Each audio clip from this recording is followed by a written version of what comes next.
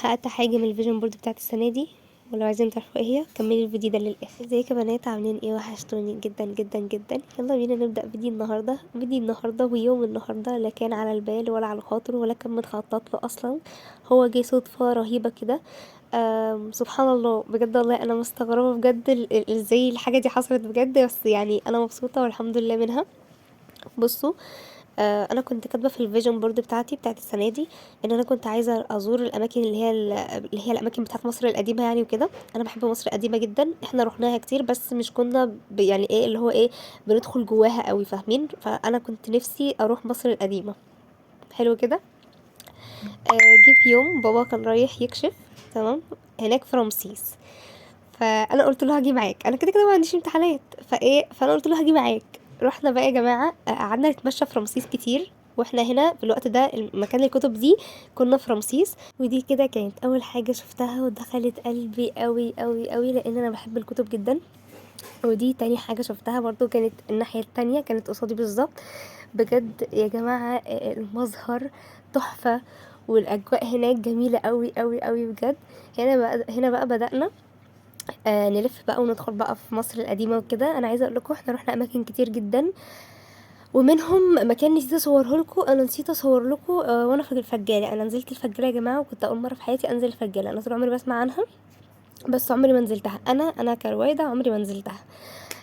بس حبيت المكاتب هناك جدا، وقلت باذن الله قبل الدراسة هبقى اخد اختي ونبقى ننزل هناك. هنا بقى كنا دخلنا في شارع المعز. انا روحت قبل كده عادي، بس ما كنتش بركز في التفاصيل لان احنا كنا بنروح ايام رمضان لما كنا بنبقى عايزين نروح حي الخياميه. فكنت مش ببقى مركزه في الحاجات دي، انا كنت ببقى مركزه بس في الاجواء بتاعه رمضان مش اكتر. هنا بقى دي كان حاجه مش فاكره ده كان ايه. كان مكتوب جنبه كده، كان في مقام محمد علي، وكان مش فاكره ده كان ايه بالظبط والله. في هنا يافطه هوريها لكم دلوقتي، كان مكتوب عليها اسامي الاماكن والاتجاهات بتاعتها. اكبر دليل بقى اللي هو يدل ان انا فعلا ما كنتش ببقى مركزه في الحاجات دي، احنا كنا بس بنبقى مركزين في الحاجات اللي كنا بنشتريها وكده. ان احنا يا جماعه افتكرت المكان ده بالظبط، احنا كنا قاعدين قبل كده واحنا كنا في حي الخياميه، واحنا كنا رايحين عشان حي الخياميه مخصوص يعني. ان احنا كنا واكلين قدام المكان ده قبل كده، يعني احنا كنا قاعدين على السور ده، كنا قاعدين ناكل هناك قبل كده. خصوصا برضو ان الاماكن ما كانتش بتبقى فاضيه كده، يعني انا شايفه ان دلوقتي فاضيه، لكن الاول كان بيبقى فيها كان فيها كميه ناس كتيره قوي وحاجات بقى بتتباع كتيره. كان قبل رمضان بيبقى الوضع غير كده خالص. هنا بقى كنا دخلنا الجامع ده الجامع دخلته بجد خطف قلبي قوي. الجامع ده شكل الباب من بره ما كنتش عارفه اصور او ابين تفاصيله من جمال التفاصيل. الكاميرا ظلمها بجد.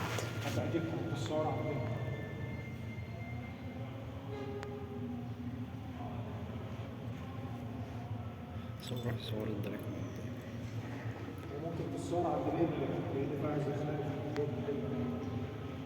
السرعة. معلش، ده السلطان المؤيد شيخ، هو تركي.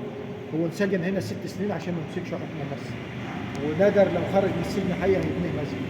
وبالفعل بعد 6 سنين سجن ربنا فك سجنه وبنى المسجد في 5 سنين، ومسك حكم مصر 14 سنة. وده ابن إبراهيم، والمقبرة بتاعت مراته في آخر المسجد هو وبنته. دي الساعة الشمسية اللي كان بيعرف منها وقت الأذان عن طريق الشمس. ارتفاع القبة أهم حاجة في المسجد كله. القبة الضريحية دي هي أحسن مكان في المسجد كله، لأن ارتفاعها 40 متر. والمكان هنا مبارك بإذن الله. على ارتفاع الصوت اللي عامل زي المثلث دي فيها 9 مدرجات ولا عدتهم 9 مدرجات. الله أكبر.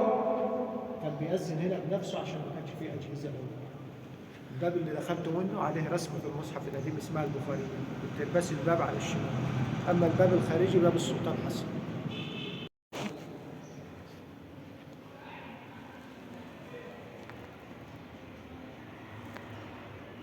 عمر المسجد ده 600 سنة.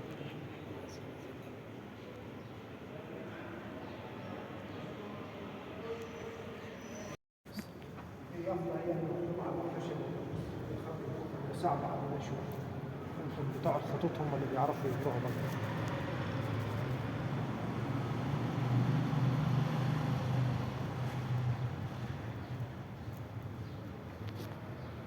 ازاز العشر.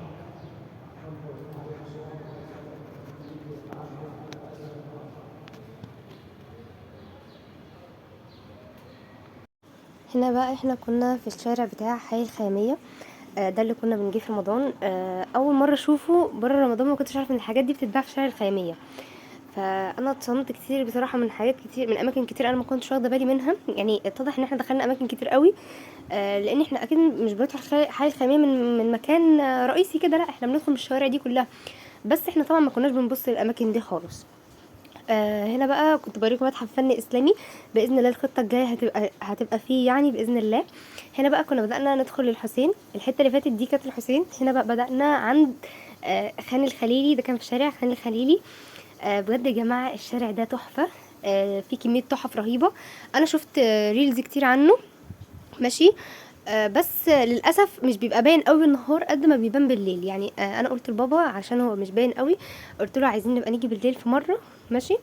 ونتصور هناك. بس فعلا هو حلو، بس جماله مش باين قوي زي بالليل. بالليل بقى اصحاب المحلات بيبقوا مشغلين الانوار، فبيبقى حاجه تانية خالص. انا شفتها في فيديوهات يعني وكده، فعجبتني قوي. فانا عشان كده قلت لبابا هياخدنا بقى ونروح بالليل، وباذن الله لما نروح بالليل هبقى اصور لكم. يعني الاجواء دي شفتوا المحل ده هو يعتبر كله كده.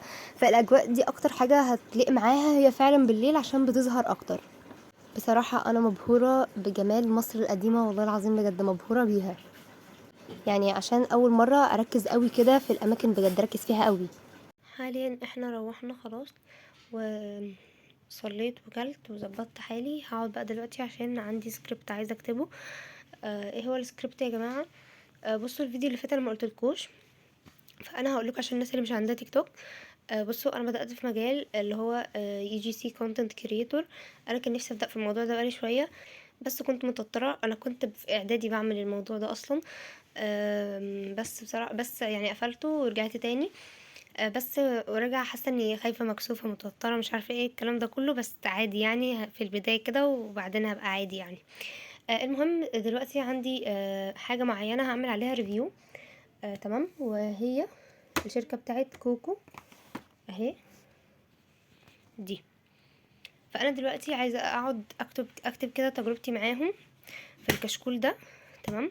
وبعد ما اكتبه هصورهم بقى، وما اصورهم في اللوكيشن اللي انا عملته معاكم الفيديو اللي فات. اللي ما شافوش يروح يشوف انا عملت ايه الفيديو اللي فات، اللوكيشن اللي انا عملته يعني. والله بجد عملته باقل التكاليف، تكاليف قد كده، تكاليف قد كده حرفيا. المهم هقوم بقى اصورهم دلوقتي، وهكتب السكريبت الاول بعد كده اصورهم، وبعد كده ابقى انزلهم. تمام. تمام. انا كده دلوقتي خلصت تصوير، وبصراحه انا مبسوطه قوي بالموضوع ده، لان دي حاجه انا حباها جدا وكنت عايزه ابداها في الدراسه، بس طبعا ما كنتش عارفه ابدا في الدراسه يعني في وسط الدراسه وكده. لو عايزيني اكلمكم عن المجال اكتر اكتبوا لي تحت في الكومنتس. تمام. ويا جماعه متنسوش تعملوا لايك للفيديو. تعالوا نشوف بقى نعمل ايه تاني دلوقتي. دلوقتي بقى قعدت علشان بنظم افكاري هعمل ايه.